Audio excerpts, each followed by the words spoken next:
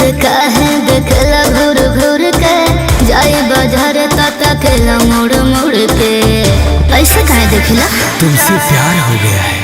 हमरा के काहे देखला घूर घूर के जाए बाजार ताता केला मोड़ मोड़ के काजल लगा लो लड़के झांसा में ना आएगी। सुनो अकेली बाजार न जाया करो, नजर लग जाएगी जाएगी नजर लग जाएगी। नोटी बॉय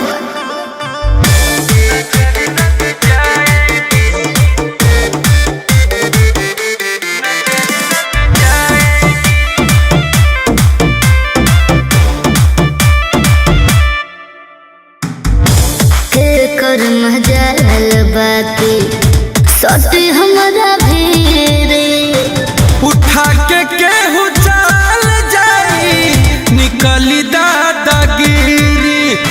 बुझाइल कि ना ऐसे कैसे चल जाइयो के कर मजाल बाकी सती हमारा भीरे उठा के केहू चाल जाई निकली दादागिरी। किसी के हाथ नहीं आएगी। ऐसा है क्या? अकेली बाजार न जाया करो, नजर लग जाएगी जाएगी नजर लग जाएगी।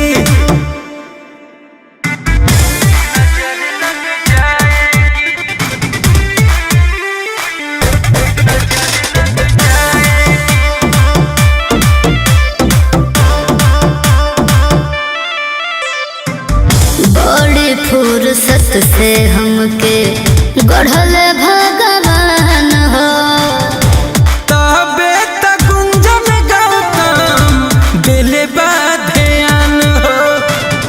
क्या चीज लगती है? अच्छा हाँ बड़ी फुर्सत से हमके गढ़ल